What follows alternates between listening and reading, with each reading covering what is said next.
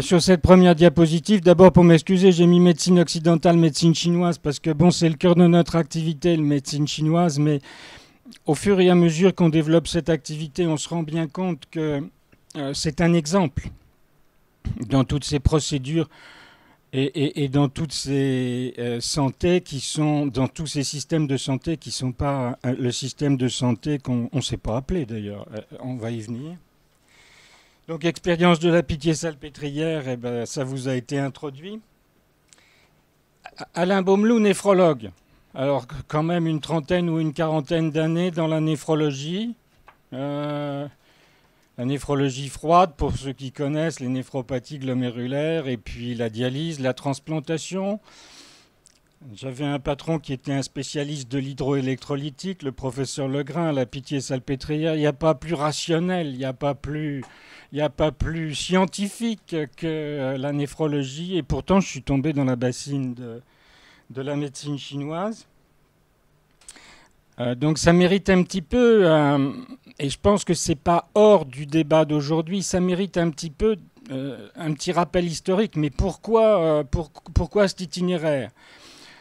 L'itinéraire sur le plan personnel, il vient d'un intérêt indiscutable pour une des philosophies qui étaient les plus proches de la médecine traditionnelle chinoise, qui est la philosophie taoïste. Ça, c'est l'itinéraire personnel. Mais vous savez tous que les choses, elles se passent bien souvent en dehors des raisons exceptionnelles, etc. C'était simplement la convergence de l'intérêt de deux personnes, l'un qui était Jean-Marie Le Guen, avant qu'il soit ministre délégué au Parlement. Jean-Marie Le Guen, il était adjoint à la santé du précédent maire, je sais plus, de la Noé. Et puis il y avait à la direction de l'assistance publique hôpitaux de Paris, Madame Mireille Faugère, qui était une passionnée de médecine complémentaire et de médecine chinoise. Et à eux deux, ils se sont dit où est-ce qu'on va installer un truc de médecine chinoise. Alors ils ont pensé le quartier chinois du 13e, ce qui d'ailleurs n'est pas forcément une bonne assimilation. Parce que les Chinois, ils ont leur système propre et ils n'en ont rien à fiche du centre intégré de médecine chinoise de la Pitié. Mais bon, et ils ont donc demandé, et à ce moment-là, moi j'avais fondé dans le cadre de la loi HPST un centre, un pôle qui était un pôle de santé publique qui concernait tout ce qui était pharmacie, pharmacologie. Donc ils m'ont demandé, je ne sais pas si c'était une patate chaude ou si c'était... En tout cas, 10 ans plus tard, je les en remercie parce que je crois que ces médecines... d'abord, premièrement, c'est exactement notre raison d'être ici. C'est vraisemblablement, il y a un besoin social, c'est évident. Et que ces médecines sont susceptibles d'enrichir quand même notre vision de la médecine en général. Alors, il faut bien voir que ce qui est très très frappant pour les étudiants, et à mon avis... pour les étudiants en médecine et à mon avis pour les médecins d'un certain âge, il n'y a qu'une médecine. Nous n'avons jamais entendu parler à l'université d'une autre manière de soigner les patients que la médecine occidentale. Elle ne soigne pourtant un peu plus d'1,5 milliard, ou entre 1,5 milliard et 2 milliards d'individus sur cette terre. Il y en a donc 4 à 4,5 milliards qui sont soignés par autre chose. Et c'est très très bien illustré par le fait que les étudiants ne savent pas, et nous non plus d'ailleurs, nous n'avons pas de nom pour cette médecine. On parle de médecine conventionnelle, c'est vraiment la traduction mauvaise du terme anglais, de médecine occidentale, ce qui est complètement faux, parce qu'en Occident, il y a aussi plein de... Alors, médecine allopathique, j'aime pas beaucoup, parce que ça, c'était Hahnemann qui avait inventé ça en disant tout le reste qui n'est pas de l'homéopathie, c'est de l'allopathie. Donc, médecine académique, il y a des grandes académies en Chine, j'en ai... Biomédecine, alors ça, c'est le plus... comme s'il pouvait y avoir une médecine qui n'était pas bio. Bon, j'en sais rien. Mainstream médecine, ça c'est... Donc, vous voyez, il y a plein de termes pour ces médecines, et de la même manière, vous avez plein de termes pour cette médecine, et en face, vous avez plein de termes pour les médecines complémentaires. Dans ces pleins de termes, il y en a deux qui sont franchement, je trouve, à bannir. On en reparlera peut-être. C'est médecine parallèle. Je crois que tout l'objet, si vous voulez, de ce travail, c'est d'éviter qu'il puisse y avoir deux systèmes médicaux. Ou alors il faut s'orienter vers une médecine intégrative. Quand vous voyagez en Chine, vous vous rendez compte que le système de la médecine traditionnelle chinoise est très occidentalisé. Vous pouvez aller dans un hôpital de médecine traditionnelle chinoise pour avoir de l'acupuncture ou du tuina, ou enfin, etc. Je ne sais pas quelle technique, moxibustion ou autre. Et puis si vous faites la crise d'Angor au moment où on vous fait piquer par les abeilles pour votre asthme, je vous assure que dans les 5 minutes qui suivront, vous aurez votre angio-IRM et vous serez angioplasté. Donc en fait, les Chinois ont réussi en une 50aine d'années, probablement parce qu'ils ont une flexibilité assez importante de ce point de vue-là, alors que nous en sommes encore à chercher. Alors les médecines alternatives. Alors j'ai parlé d'une médecine, de la médecine parallèle, et la deuxième c'est la médecine douce. Ce ne sont pas des médecines douces. Pour dire que ce sont des médecines douces, il faudrait qu'elles soient évaluées. Or vous avez un système d'évaluation des médicaments en France, vous avez une autorisation d'enregistrement, vous avez une pharmacovigilance, vous avez tout un système de surveillance et de dépistage des effets secondaires. Je vous mets au défi, et ça c'est un des gros problèmes, ce sera sûrement une manière d'aborder le problème en France. Je vous mets au défi de trouver quelque chose d'identique ou de similaire dans le cas des médecines douces, dites douces. Et vous savez fort bien qu'en phytothérapie, il y a eu d'énormes problèmes. Les néphrologues connaissent un certain nombre d'accidents majeurs avec des plantes chinoises importées qu'il y avait eu il y a une dizaine d'années en Belgique. Il y a eu quelques cas en France. Si on appelle ça de la médecine douce, dialysée, transplantée avec un cancer de la vessie, bon.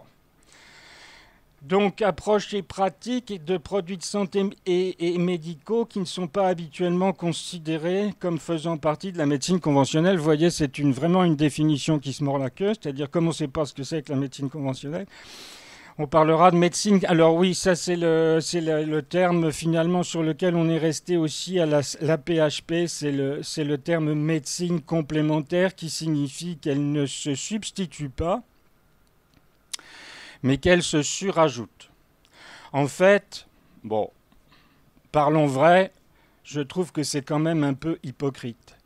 Parce que quand, par exemple, dans le domaine de la douleur, par exemple, la douleur chronique, vous avez une procédure qui, chez un patient, lui permet d'épargner des antalgiques majeurs, c'est quand même bien quelque part alternatif. Ou quand vous avez des séances comme le Qigong, etc., qui sont susceptibles de participer au traitement d'une dépression mineure. Et si je prends ces deux exemples, c'est parce qu'il y a des données scientifiques là-dessus. C'est quand même bien un petit peu alternatif.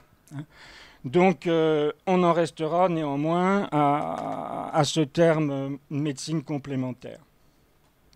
Les autres, les autres termes, médecine non conventionnelle à visée thérapeutique, soins de support. Soins de support, c'est quand même le départ. Les soins de support et l'activité physique adaptée, c'est quelque chose qui a été développé très tôt, dès il y a une vingtaine d'années, essentiellement par les cancérologues. Et finalement, ce sont eux les pionniers, et de manière très curieuse, c'est resté un petit peu dans le milieu cancérologique et ça n'a pas diffusé dans le domaine des maladies chroniques. Vous savez qu'actuellement, en France, on a 15 millions de patients qui sont dits atteints de maladies chroniques, 9 millions qui sont pris en charge en ALD. Donc vous voyez l'ampleur du problème. Si ces médecines ont une efficacité, on y reviendra tout à l'heure, ont une efficacité démontrée dans ces maladies chroniques. Alors il y en a plein. Ça c'est C'est une espèce de classification américaine des procédures médicales, qu'elles soient conventionnelles ou non conventionnelles. Vous voyez qu'ils avaient recensé là 17 groupes, et dans ces 17 groupes, il y a à peu près chaque fois 10 à 20 médecines différentes. Au total, je crois qu'il y a 250 ou 260 choses qui sont répertoriées comme thérapie complémentaire, avec des niveaux d'évidence qui sont très très différents. Parce qu'on ne peut pas parler on peut pas parler de la même manière de procédures et de systèmes de santé. Vous avez des vrais systèmes de santé, comme par exemple la médecine chinoise, la médecine ayurvédique, etc., qui posent un énorme problème sur le plan de l'assimilation à notre médecine propre, car en fait, ce sont des éléments qui couvrent de nombreuses techniques, y compris l'inspection, la palpation, l'interrogatoire du patient. Donc c'est vraiment un corpus médical complet qu'il est très difficile d'incorporer, sauf pour une petite élite qui arrive à digérer non seulement cette médecine, mais en plus sa philosophie. Et puis à côté de ça, vous avez de très nombreuses procédures qui sont un peu éparpillées. Vous avez par exemple l'acupuncture est une procédure de médecine chinoise. Et c'est très amusant de voir qu'en France, vous avez une régulation administrative de l'acupuncture et que la médecine chinoise n'est absolument pas prise en compte. Donc c'est un élément de réflexion sur le fait que si un jour il y a une réglementation concernant... vous savez qu'actuellement il n'y a que deux médecines complémentaires qui ont un statut très particulier en France, c'est l'acupuncture et l'ostéopathie. S'il y a une réflexion sur d'autres médecines complémentaires, est-ce que finalement la réflexion portera sur des systèmes de santé comme la médecine chinoise ou sur des procédures comme par exemple, je suis certifié en Qigong, en médical, etc. Bon, alors la médecine chinoise, je vous montre quelques diapositives. Ne m'en demandez pas beaucoup. Moi, je suis la foi sans les actes.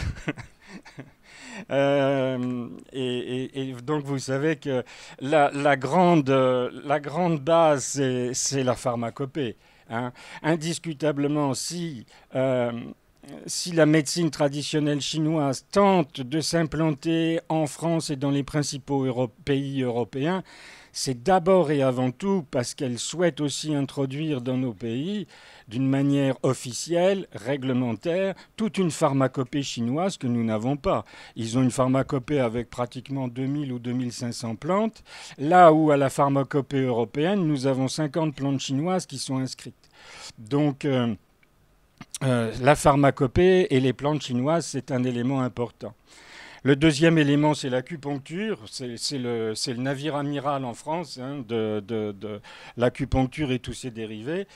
Vous avez les techniques corps-esprit. Alors ça, c'est un élément extrêmement... Enfin, qui nous tient beaucoup à cœur à la Pitié-Salpêtrière. Tai Chi, Qigong, donc ce sont soit des arts martiaux, soit des gymnastiques actifs, et c'est de la méditation active. Vous avez de la diététique et vous avez ce que l'on appelle le tuina, qui est le massage traditionnel. Donc ça, vous voyez que le corpus de la médecine chinoise, c'est vraiment quelque chose d'assez complet et qu'à mon avis, il sera très difficile d'intégrer comme tel dans une réglementation. Plus facile sans doute les procédures qui en sont issues ou qui en font partie. Et puis alors sur le problème de la médecine traditionnelle chinoise, si vous voulez, il y a des éléments qui modifient fortement le comportement médical conventionnel. D'abord, quelque chose que vous retrouvez, moi j'ai beaucoup travaillé sur l'automédication dans les années 2000. C'est quelque chose que vous retrouvez dans le domaine de l'automédication. Avec toutes ces médecines, l'important c'est de comprendre quelle est la plainte du patient. Et c'est quelque chose d'ailleurs qu'en médecine conventionnelle, nous balayons assez vite parce que finalement, ce qui nous c'est pas du tout une critique, hein, je crache pas du tout dans la soupe dans cet exposé. La médecine conventionnelle a amélioré la santé, a fait passer à une espérance de vie incroyable, etc. Donc il n'est pas question de critiquer la médecine conventionnelle. Mais quelquefois, nos comportements, ils ont quand même un peu dévié sur le plan de la médecine conventionnelle, en ce sens que très souvent, on fait plus du tout appel aux symptômes. On catégorise essentiellement la plainte. Hein, c'est-à-dire on la met dans une classe thérapeutique et en fait, très souvent, c'est pas ce dont se plaint le patient. Le patient, il vient vous voir pour autre chose, mais pour vous, il reste dans cette classe thérapeutique-là. Et cette plainte du patient, elle est vraisemblablement exprimée. Elle est exprimée par des choses qui sont difficilement traductibles parce qu'elles sont très culturelles. Hein, donc, c'est un premier point. Deuxièmement, si vous regardez la médecine chinoise, les classifications sont complètement différentes. On a fait un travail grâce à un médecin stagiaire qui venait de Canton, non, de Shanghai, pardon. Un médecin stagiaire, il a classé dans le service de M. Badevant, qui est un grand service d'obésité, maintenant c'est M. Hopper, grand service d'obésité à la Pitié-Salpêtrière, il a classé les patients avant chirurgie bariatrique pour obésité, il les a classés avec deux systèmes. Avec le système conventionnel, notre système, il l'a mis dans une base de données, et il l'a mis dans une autre base de données, la base de données chinoise. Et il a essayé après de faire des ponts. Et ces ponts sont l'expérience prouve que ces ponts sont extrêmement difficiles à faire parce que c'est au niveau de la racine même du raisonnement que les choses sont différentes. Et puis enfin, en médecine chinoise, il y a cet aspect qu'on dit holistique qui m'énerve un petit peu parce que les médecins conventionnels, ils sont quand même très souvent holistiques, il ne faut pas exagérer. Mais moi, je fais un parallèle là-dessus sur nos grandes organisations hospitalières. Nos grandes organisations hospitalières, si vous voyez un hôpital comme le mien, Pitié-Salpêtrière, c'est des tuyaux d'orgue. Hein. C'est la cardio, la pneumo, la néphro, etc. Et il y a vraiment besoin beaucoup de transversal. Et l'expérience prouve que c'est très difficile dans le domaine du soin, dans notre médecine conventionnelle, d'intégrer de la prise en charge transversale, transdisciplinaire entre les organes. Alors, médecine intégrative, un terme anglo-saxon. Comme je vous disais tout à l'heure, vraisemblablement, c'est ce que nos amis chinois ont su réaliser sur les 50 dernières années. Et puis, oui, ça c'est un exemple. L'exemple, on a actuellement un essai clinique multicentrique sur une plante dans la prévention de la détérioration de l'insuffisance rénale.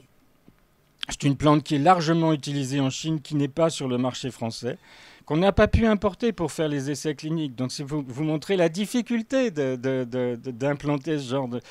Parce que quand vous voulez importer en vue d'essais cliniques, il faut avoir un dossier sur la plante, son mode de recueil, sa toxicologie, etc., qu'on n'a pas pu obtenir des partenaires chinois. Et finalement, l'essai clinique se déroule dans la province de Nankin. Mais c'est pour montrer, si vous voulez, quand même la difficulté quelquefois de travailler, en particulier dans le domaine des plantes.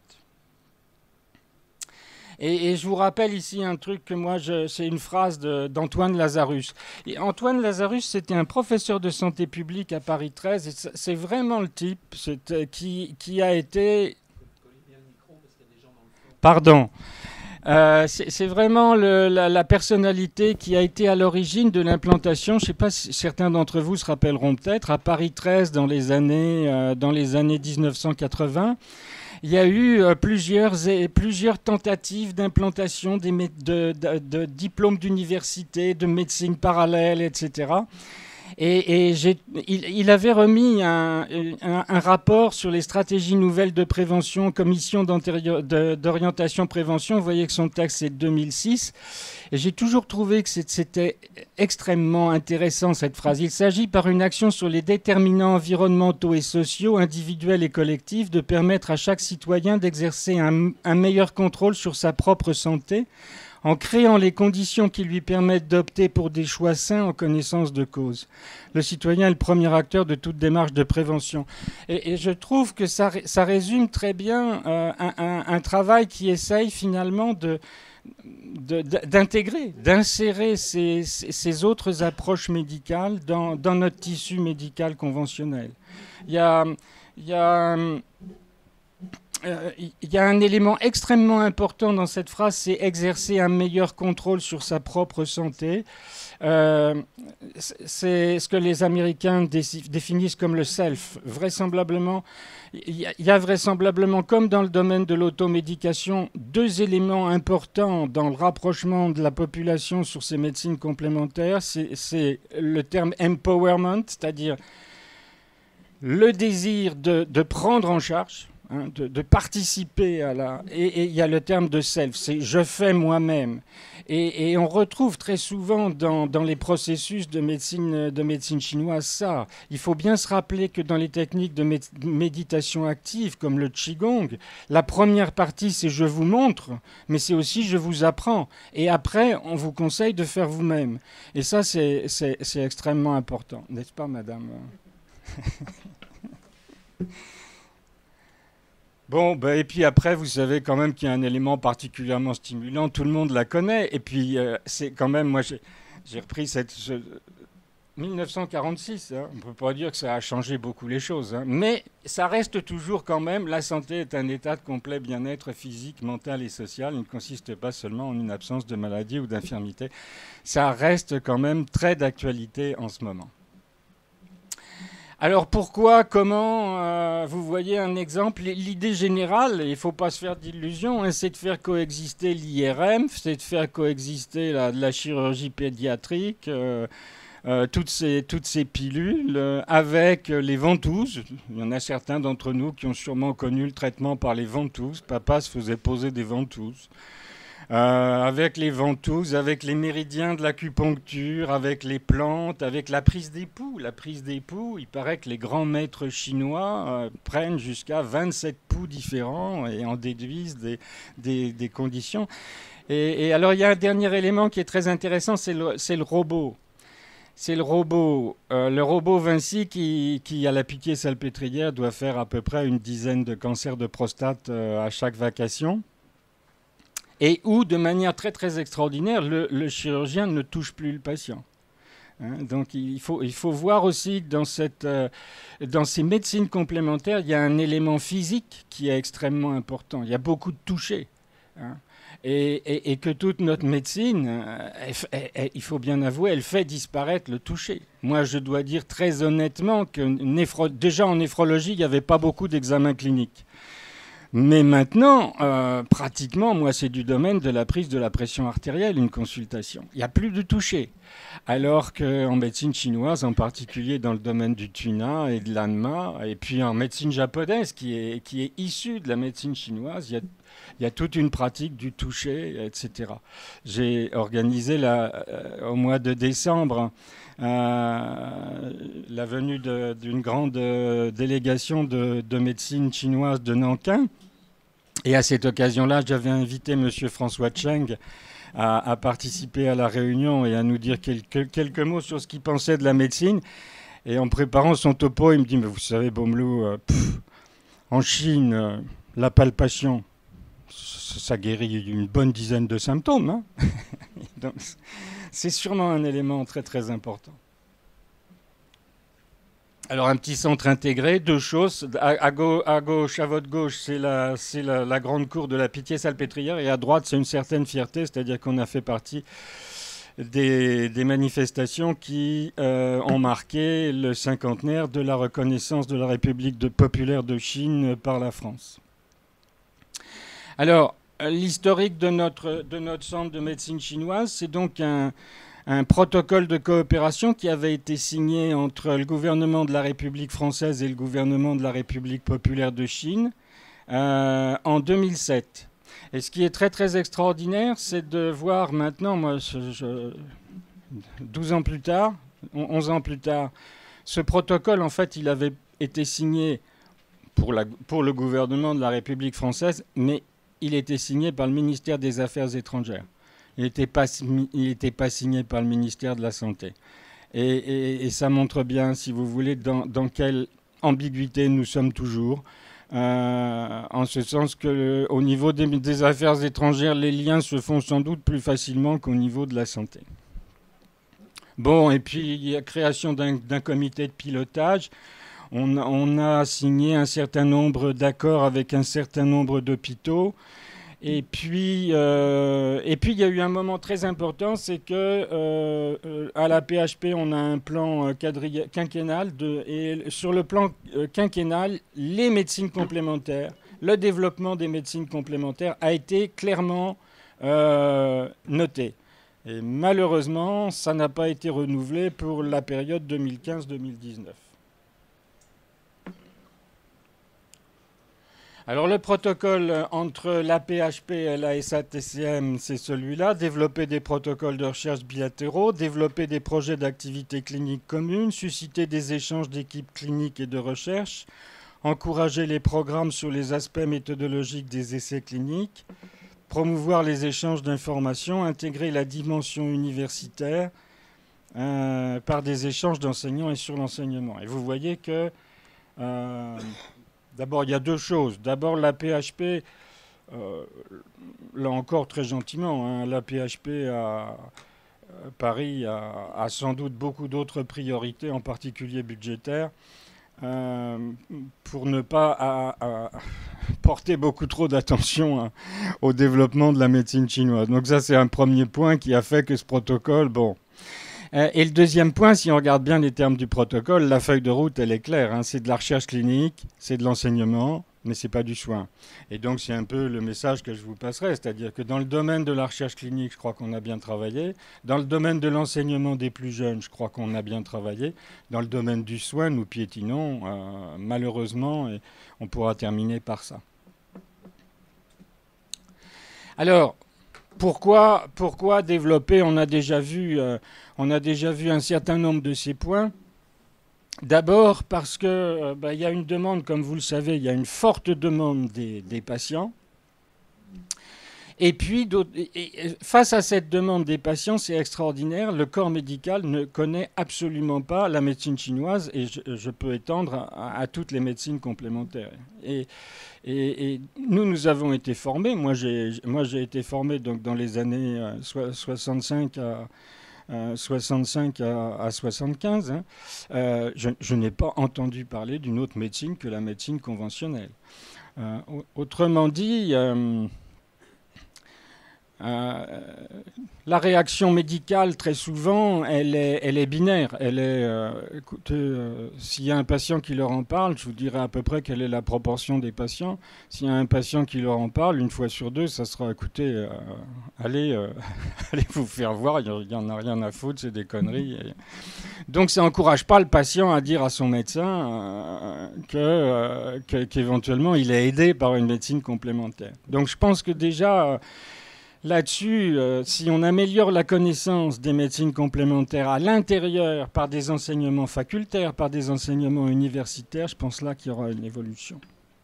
Le deuxième élément, je vous en ai déjà parlé, c'est indiscutablement la prise en charge personnelle des patients, hein, que ce soit le domaine de l'automédication, l'empowerment ou le self. Il faut bien voir qu'en France, il y a une limite à ça.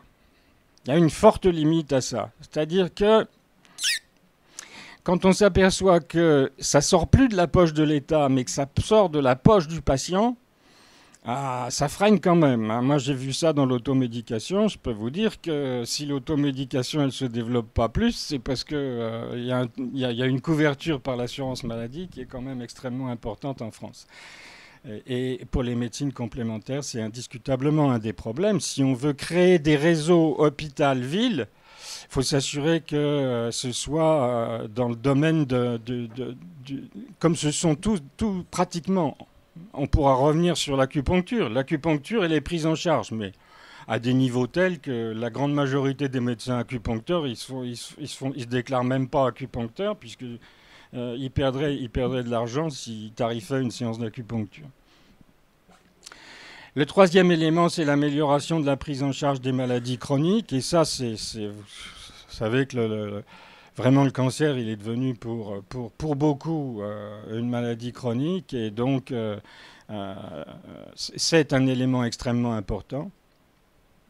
La nécessité d'une recherche clinique, je pense que j'ai gardé quelques diapositives à la fin pour vous montrer quelles sont les difficultés de cette recherche clinique, qui est probablement pas avec la même manière de travailler que pour la médecine conventionnelle, qui est basée sur un raisonnement extrêmement scientifique, très anglo-saxon, evidence-based medicine, et basé sur la démonstration d'une efficacité dite scientifique, par l'essai contrôlé, prospectif, contrôlé, randomisé. L'autre élément, c'est que on peut pas ignorer ce qui se passe à l'étranger. Hein. Aux États-Unis, c'est intéressant. Ils avaient depuis 20 ans la NCCAM, c'est-à-dire la NCCAM, c'était sur les médecines complémentaires. Hein, c'était une direction du NHS, du NIH, pardon, du NIH, et c'était une direction qui s'occupait des médecines complémentaires. Ils l'ont rebaptisé il y a 2 ans ou 3 ans NCCIH, Integrative Health. Et ça montre bien, si vous voulez, ce souhait de s'orienter vers une réflexion sur une médecine intégrative. En Grande-Bretagne, vous avez le NICE. Le NICE, c'est une agence d'évaluation. Et si vous comparez le NICE avec la France, c'est la Haute Autorité de Santé, c'est la HAS. Hein. Si vous comparez les deux, ben le NICE, dans ses réflexions, il intègre les médecines complémentaires. Ils ont eu toute une réflexion dans 3 ou 4 ans, si vous voulez, sur acupuncture et douleurs lombaires basses. Et ils en ont conclu qu'ils voulaient le rembourser. Je dois dire que 2 ou 3 ans après, ils sont un peu reculés. Mais enfin, bon, les systèmes de tarification, de remboursement sont très, très différents. Mais il y a une vraie réflexion là-dessus. Je vous mets au défi de trouver la moindre réflexion au niveau de notre agence Haute Autorité de Santé sur les médecines complémentaires. Et le dernier point dont je vous parlais tout à l'heure, c'est qu'un certain nombre de ces médecines, indiscutablement, sont susceptibles de créer de l'épargne médicamenteuse. Alors souvent on me pose la question, est-ce que vous ne pensez pas que les grands laboratoires pharmaceutiques sont des freins ? Honnêtement, je ne le pense pas du tout. Je pense que même les grands laboratoires, ils ont conscience que la prise en charge globale de l'individu, elle va s'élargir à des tas d'autres problèmes que le simple médicament. Des prises en charge sociales, des prises en charge par des médecines complémentaires, etc. C'est déjà un peu ce qu'ont fait les mutuelles. Hein. Les mutuelles remboursent avec un certain panier, un certain nombre de médecines complémentaires. Donc je pense que tout ça est en train d'évoluer. Alors, ça c'était quelque chose qui m'a toujours frappé, dont on a parlé. C'est lorsque vous avez... Ça c'est une étude, pardon, il y a quelques diapos en anglais, pardon. C'est une étude qui a été faite à Grenoble, chez des patients. Ce sont des internes qui ont fait ça, des internes en cancérologie qui ont fait ça. Et quand ils voyaient le résultat, 60% des patients dans le traitement du cancer utilisaient des médecines complémentaires. 60%. Il faut faire attention à ce chiffre de 60% parce que dans médecine complémentaire, vous avez aussi un grand nombre de compléments alimentaires, un grand nombre de choses qu'on n'a pas à l'esprit comme...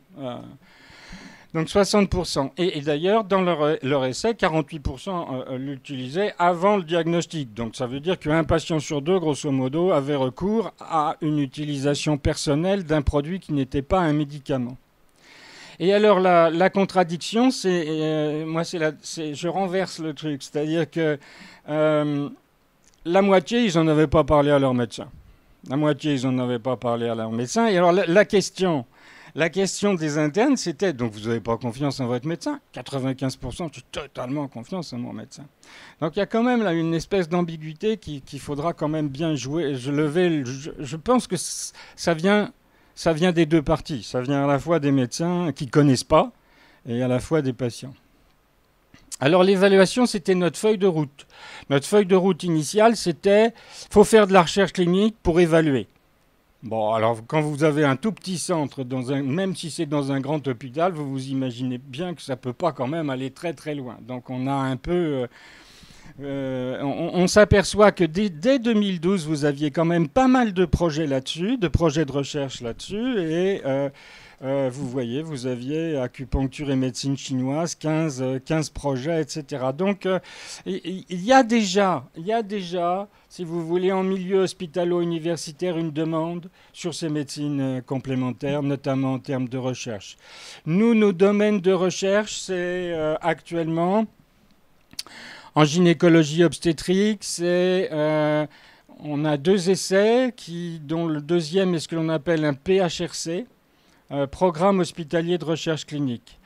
J'insiste un peu sur le PHRC parce que on est toujours en quête, enfin moi du moins, je suis toujours en quête d'une stratégie affichée de nos autorités de santé. J'aimerais bien que la Direction générale de la santé, ou a priori Madame Buzyn, ministre de la Santé, dise quelque chose. C'est très très difficile. Donc il y a des incitations, mais les incitations, elles sont autres. Il y a des programmes hospitaliers de recherche clinique maintenant qui sont dédiés aux médecines complémentaires. Donc ça, c'est un aspect positif en faveur vraisemblablement d'une réflexion sur ce développement. Donc en gynéco-obstétrique, il y a eu douleur lombo-pelvienne de la grossesse, on a l'insomnie de la grossesse. En endocrinologie métabolisme, ça avait été initié il y a très longtemps. C'est une évaluation sur les intérêts du Qigong dans les grandes obésités. Il y a en douleur, en gériatrie, en néphrologie, nous avons l'essai dont je vous ai parlé tout à l'heure. En addictologie, on a un essai qui est un essai, là encore, d'une technique corps-esprit au moment du sevrage alcoolique pour essayer de diminuer, si vous voulez, cette envie impérieuse qu'a le patient qui se sèvre d'alcool, cette envie impérieuse de reprendre le produit. Et puis on a un travail sur la méthodologie des essais cliniques.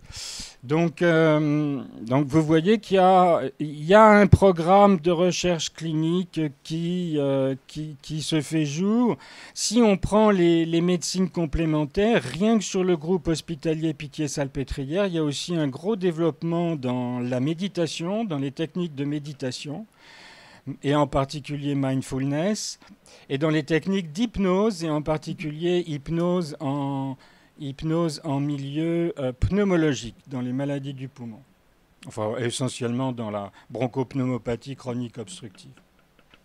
Alors, enseignement, ça a été, après la feuille de route, ça a été notre avis initial, si vous voulez, c'est qu'il fallait doubler cette recherche clinique de l'enseignement pour que les plus jeunes sachent qu'il y a d'autres médecines, il y a d'autres approches. Et donc, à Paris 6, on a créé un enseignement de 2e cycle des études médicales, qui est un enseignement obligatoire. Et comme tous les enseignements obligatoires, il ne faut pas se faire d'illusions, il doit y avoir 20% de présents. Mais ça ne fait rien, on a dans l'organigramme un enseignement obligatoire sur les médecines non conventionnelles, enfin les médecines non conventionnelles, oui, les médecines complémentaires. On a 2 unités d'enseignement libre, on a une sur les techniques corps-esprit, une sur l'ostéopathie, et puis on a on a 2 diplômes d'université, un sur la médecine chinoise, un sur les techniques corps-esprit. Mais ici, par exemple, à Nantes, vous avez, je ne sais pas exactement ce qu'il y a à Nantes, mais en tout cas, il y a une très bonne formation, capacité d'acupuncture de longue date. Bon, ça, ce sont les éléments du soin. La liste n'a pas d'intérêt, mais il faut dire que si dans les activités d'un hôpital, l'hôpital c'est quand même fait pour soigner, hein, et malheureusement on s'aperçoit que autant dans le domaine de la recherche clinique que dans le domaine de l'enseignement, je pense qu'on a fait des progrès, autant dans le domaine du soin c'est difficile. Alors, je pense qu'il y a plusieurs raisons à ça. La première raison, c'est que c'est non tarifé. Quand vous allez voir votre directeur et que vous lui dites j'ai besoin de temps de vacations pour telle médecine complémentaire, mais c'est non tarifé. Bon, donc ça, c'est déjà une première réponse. Hein. La deuxième réponse, c'est que lorsque vous voulez travailler en réseau comme ça, ce qui à mon avis est dans une telle discipline transversale qui à mon avis est intéressant, lorsque vous travaillez en réseau comme ça va, la création d'une activité dans un service va dépendre essentiellement du chef de service. Et donc en fait, on ne peut créer d'activité que si le chef de service lui-même est assez convaincu. Donc, par exemple, à la Pitié-Salpêtrière, qu'est-ce qui marche bien? On a deux endroits. On a la cancérologie, bien évidemment, et on a la neurologie. Je ne peux pas dire que ce soit d'un très haut niveau sur le plan des prises en charge, mais on voit par contre que les praticiens dans ces deux disciplines sont intéressés. Bien évidemment aussi le centre de la douleur. Et puis c'est un travail en réseau. C'est un travail en réseau, vous voyez, avec... alors, il y a les autres GHU. Pour l'acupuncture, bien évidemment, il y a Nantes. Mais là, c'était pour médecine chinoise. Il y a Lille, Strasbourg, Montpellier. À Strasbourg, il y a une très grosse unité sur tout ce qui est méditation, technique corps-esprit. Montpellier... et il y a Paris 7, c'est intéressant parce que ça montre que ça introduit, cette réflexion introduit une transversalité à l'intérieur des disciplines. Paris 7, c'est sciences sociales surtout. Et donc, on voit qu'on est amené à travailler très très rapidement sur des problèmes qu'on ne peut traiter qu'avec des anthropologues, des sociologues, etc. Bon, bien sûr, la Chine. La SATCM, c'est la State Administration of Traditional Chinese Medicine. Ils mettent ça en anglais. Et c'est l'administration centrale qui dépend du ministère de la Santé chinois. L'enseignement, on en a parlé. Le soin, on en a parlé. Les guidelines. Le soin... voilà, alors on revient à ce que je vous disais tout à l'heure. Sur le problème du soin, c'est donc une activité qui n'est encore pas très développée, pas intégrée, vraiment pas intégrée à la médecine conventionnelle, sauf peut-être dans certains endroits très particuliers, en particulier en cancérologie. Et ça, c'est l'exemple, si vous voulez, d'une réflexion, c'est ce que je vous disais tout à l'heure, le NICE anglais. Le NICE anglais dit, lorsque vous avez des douleurs lombaires, eh ben, dans l'approche première, l'acupuncture peut être efficace et nous allons la rembourser. Et le deuxième élément de ça, c'est que lorsque vous faites lorsque vous assistez à des réunions, à des symposiums sur ces médecines et leur intégration éventuelle, vous vous apercevez que les sociétés savantes, vous savez, les sociétés savantes, c'est les collèges universitaires de médecins autour d'une seule et même discipline. Vous avez une société savante de nephrologie en France, etc. Vous apercevez que dans les autres pays, les sociétés savantes créent des recommandations.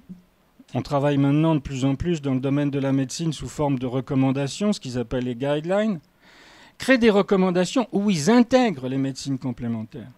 Ils les intègrent, que ce soit de manière positive, en disant acupuncture, douleur lombaire basse, ok, ou reflux gastro-œsophagien en gastro-entérologie, c'est à telle place là. Jamais une société savante française ne classe les médecines complémentaires dans des arbres de décision. Et ça, je crois que sur le plan académique, sur le plan universitaire, c'est très grave. Ça montre que, vous connaissez peut-être l'avis de l'Académie de médecine, hein, il était pour le moins mitigé. Hein. Donc, ça montre qu'en fait, ça n'est pas du tout entré dans l'esprit de la communauté française. Il faut savoir qu'il y a des gens qui travaillent remarquablement bien. Il y a une unité INSERM, Institut National de la Santé et de la Recherche Médicale, qui depuis maintenant une dizaine d'années passe au crible la littérature scientifique et qui a fourni un grand nombre de documents, au moins une dizaine de documents sur les médecines complémentaires qui sont sur le site du ministère de la Santé. Et qui sont, pour certaines, extrêmement positifs. En particulier, là, c'est pas la peine de le lire, mais c'était dans le domaine de l'acupuncture. C'est une conclusion extrêmement positive. Et puis, là, je vous mets quelques quelques articles scientifiques. C'est pour dire aux médecins, s'il y en a qui sont dans la salle, qu'il y a des essais contrôlés. Et probablement, nous avons une drôle de manière de lire les essais contrôlés dans ces domaines-là. C'est-à-dire que si on va jusqu'au bout, il faudrait vraiment intégrer dans le tissu hospitalier. Donc il faut la salle, donc il faut les horaires, donc il faut payer les vacations. Et tout ça, c'est du pratique, du logistique. Et ça n'est pas rentré encore dans les habitudes. Mais là, si vous voulez, là, c'est par exemple du Qigong pour la fatigue, la qualité de vie et l'inflammation chez des patients cancéreux. Vous avez une très très belle étude publiée dans Annals of Oncology, qui est un grand journal, américain et qui a des résultats positifs. Et alors le plus extraordinaire, moi qui m'a toujours étonné, ça n'étonne pas les médecins chinois, mais en bas, vous voyez et vous retrouvez cet effet, vous avez avec la pratique du Qigong un effet sur le syndrome inflammatoire. Et c'est pas le seul élément c'est vraiment très très fascinant. Un autre essai qui est extrêmement important, que je cite toujours, New England Journal of Medicine. Tous les professeurs des universités en médecine rêvent de publier dans le New England. Donc voilà, le tai chi chez des patients qui ont des Parkinson légers à modérés. Le résultat, je ne sais pas si je l'ai là. Si, le voilà, il est quand même assez extraordinaire. La pratique régulière du tai chi par des patients qui ont un Parkinson léger à modéré réduit de 50% les chutes. Alors vous me direz, ça n'agit pas sur le Parkinson. C'est d'accord, c'est pas comme l'électrostimulation, ça ne vous guérit pas un Parkinson. Mais par contre, réduire de 50% les chutes, c'est pas négligeable dans la vie d'un individu qui a un certain âge et qui est atteint d'un Parkinson. Autrement dit, si vous voulez, vraisemblablement, l'efficacité, elle ne se situe pas tout à fait au même niveau que les médecines conventionnelles. Elle se situe au niveau d'outcomes qui sont intermédiaires. Mais je trouve que ça, c'est un excellent. Et ça a été reproduit, ça, dans de nombreux essais, en particulier chez les sujets âgés institutionnalisés. Ça, sur la fibromyalgie, c'est un élément qui est bien connu. Alors, les problèmes liés aux soins, indiscutablement, il y en a des problèmes. Le premier, c'est la perte de chance. Alors, la perte de chance, vous savez ce que c'est? C'est comme en automédication, c'est je vais directement à un médicament en vente libre, donc je ne fais pas attention à ma douleur abdominale, puis en fait c'était un cancer du côlon. C'est ça, grosso modo, la perte de chance, c'est qu'on peut très bien imaginer, j'ai mal au ventre, je ne vais pas voir le médecin, etc. Je crois que c'est un point important, c'est pratiquement effacé en milieu hospitalo-universitaire parce que nous n'avons jamais de patients en première intention, mais c'est un élément qui est à prendre en compte. Comme dans le domaine de l'automédication, je dois dire, j'ai un certain nombre de confrères qui ne sont pas d'accord avec moi, mais je dois dire qu'il ne faut pas gonfler ce problème de la perte de chance, parce que le malade qui, comme par hasard, a une petite douleur dans le ventre, est-ce qu'on va lui faire d'emblée un scan ou un lavement baryté, etc. Enfin, vous voyez, il y a vraiment il faudrait vraiment avoir une évaluation du bénéfice-risque des deux attitudes pour pouvoir conclure à cette perte de chance. La tarification des actes, c'est un élément majeur en milieu universitaire et en milieu hospitalier et en milieu privé. Parce que l'énorme problème, c'est que si on veut créer des réseaux, on va créer un réseau hospitalier et puis après on va dire je vous envoie chez monsieur Untel. Ça me paraît parfait. Encore faut-il que monsieur Untel ne prenne pas 90 € par séance toutes les semaines. Vu que c'est pas... Donc dans l'état actuel des choses, c'est un élément qui freine considérablement les prises en charge. La formation des praticiens, c'est évident. Je parle là de choses que je ne connais pas, puisque je parle de la médecine chinoise, etc. Enfin, je me suis un peu habitué, mais il y a un réel besoin pour que les praticiens de médecine conventionnelle connaissent un minimum, par exemple sur l'ostéopathie. Il est indiscutable que l'ostéopathie rend des services sur le plan locomoteur extraordinaires, et un médecin de médecine conventionnelle, il ne sait pas ce que c'est que l'ostéopathie. Idem pour l'hypnose, hypnose médicale. L'accréditation des enseignements et des enseignants, c'est au moins aussi difficile, puisque le milieu universitaire ne connaît pas. Il ne va pas accréditer des choses qu'il ne connaît pas. Donc il va falloir trouver des systèmes, comme un peu ce qui a été créé avec l'ostéopathie. C'est-à-dire qu'on a considéré qu'à partir d'un certain nombre d'années de formation et pour un certain nombre d'écoles, on accréditait ces écoles. Mais c'est un travail qui sera long, hein. Et le statut et la certification des praticiens, ça, ce sont des éléments, tous ces éléments sont des éléments freins au développement.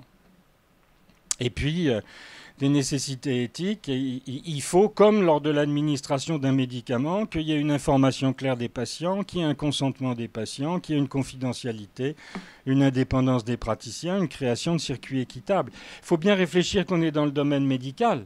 Hein, on serait, on n'y est pas encore, mais on serait dans le domaine médical. Et donc, il faudrait... Il n'y a pas de code de déontologie pour les professions non médicales. Hein. Il y a un code de déontologie pour les professions médicales, mais ce n'est absolument pas défini pour les professions non médicales. Alors, pourquoi c'est si difficile? Bon, on a vu certains éléments. Je voudrais terminer, pardon pour ces quelques diapositives, mais je trouve que c'est important. Ce qui nous intéresse aussi, c'est de regarder quelle méthodologie utiliser pour étudier ces médecines, comment faire des essais cliniques et de quel niveau, à quelle qualité. Et ce qu'on constate, si vous voulez, c'est que on est actuellement dans un dilemme indiscutable, c'est que la demande des patients, elle est importante. On disait tout à l'heure, elle est même croissante. Et de l'autre, il faut bien dire que les méta-analyses, alors les méta-analyses, pour ceux qui ne sont pas habitués, là, les méta-analyses, c'est vous prenez tous les essais cliniques qui ont été conduits avec une procédure et dans une indication médicale. Par exemple, je prends tous les essais cliniques qui ont été menés acupuncture et douleur lombaire basse. Je mouline ça en essayant de faire le mieux possible. C'est très difficile. Et j'essaye de voir s'il y a un résultat qui serait un résultat cohérent avec la majorité de ces essais. Et quand vous regardez dans la littérature, en moyenne, les méta-analyses sur toutes ces médecines, elles sont habituellement disappointing. Elles sont limites. Hein. Elles sont limites. Vous avez un certain nombre d'essais qui sont positifs, vous avez un certain nombre d'essais négatifs. Je pense que c'est pour ça aussi que nos autorités de santé ont du mal à s'occuper du dossier. Hein, c'est qu'on n'a pas de certitude scientifique. Très, très curieusement, enfin, on va continuer. Alors, ce qu'il faut voir, si vous voulez, pour essayer de comprendre ça, il faut bien voir que notre médecine conventionnelle, elle est complètement régulée. Hein. Elle est complètement régulée. Vous avez des pharmacologues cliniciens qui vous font des essais, qui documentent la qualité, la dose, la sécurité. En plus, c'est un nouveau principe actif. Hein. C'est quelque chose de nouveau. Vous allez voir, tout est opposé avec l'évaluation de la médecine, des médecines complémentaires. Cette recherche, elle est supportée par l'industrie, la recherche sur les principes actifs médicamenteux, elle est supportée par l'industrie avec des coûts de recherche qui sont mais faramineux. Hein. Pour mettre une énième statine sur le marché, je ne sais pas combien de milliards d'euros il faut dépenser en recherche. Vous avez une kyrielle d'agences qui s'occupent de ces principes actifs nouveaux. Hein, vous avez l'agence européenne qui met sur le marché, vous avez en France l'agence nationale de sécurité du médicament, etc. Et puis en plus, vous avez en France, vous avez comme gatekeeper, vous avez une CPAM qui rembourse que les médicaments qui ont suivi cette filière. Et si vous regardez pour une médecine traditionnelle chinoise ou n'importe quelle médecine complémentaire, c'est déjà sur le marché. Avec une complexité supérieure, c'est que c'est sur le marché avec des praticiens qui sont parfois médecins, mais qui ne sont pas toujours médecins. Donc déjà, je vous rappelle que les non-médecins qui pratiquent, ne peuvent normalement pratiquer que pour du bien-être et de la bonne santé, hein, de la prévention ou du bien-être, pas pour des indications médicales. Travailler sur du bien-être avec même avec des malades, ça ne peut pas faire de mal, hein. Donc vous voyez l'ambiguïté. Le marché des médecines conventionnelles, il n'y a aucune régulation. Le ministère de la Santé ne veut pas s'en occuper. Aucune régulation. Sur le plan, pas de système financier qui régule.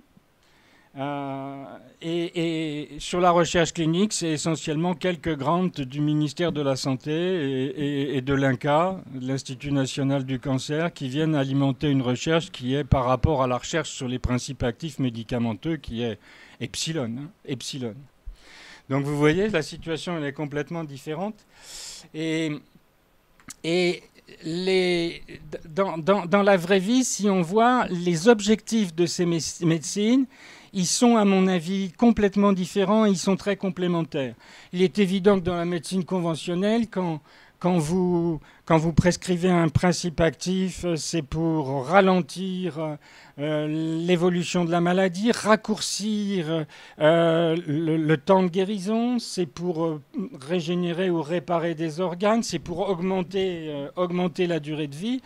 Il me semble qu'en médecine complémentaire, c'est beaucoup sur les symptômes cliniques, c'est beaucoup sur la qualité de vie, c'est beaucoup sur la prévention. Mais on n'a pas beaucoup parlé de prévention, qui est pourtant au cœur de ces médecines complémentaires, mais qui, de toute façon, même sur la médecine conventionnelle, est tellement absente dans notre pays, hein, qui doit représenter grosso modo 5% de la recherche et du développement.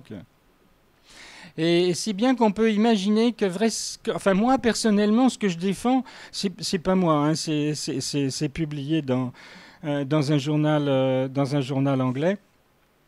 Moi personnellement, ce que je défends, ça en médecine conventionnelle, c'est l'évaluation. C'est-à-dire plein de principes actifs là, médicamenteux.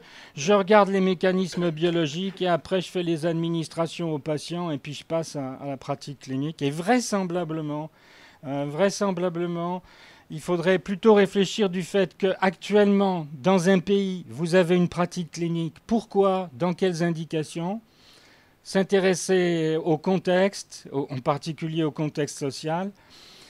Ensuite, étudier la sécurité, être sûr de la sécurité, et puis faire des études comparatives. Et vous voyez, pas forcément sur l'efficacité, mais sur l'intérêt dans une population. Parce qu'on peut très bien imaginer que quelque chose ne soit pas efficace dans un essai dit scientifique, et qu'il ait quand même un intérêt pour la population. Et puis arriver après au mécanisme biologique, ça c'est... Voilà, alors le dernier point, moi, sur lequel je voudrais insister, c'est que... vous avez vu, on a parlé de médecine intégrative.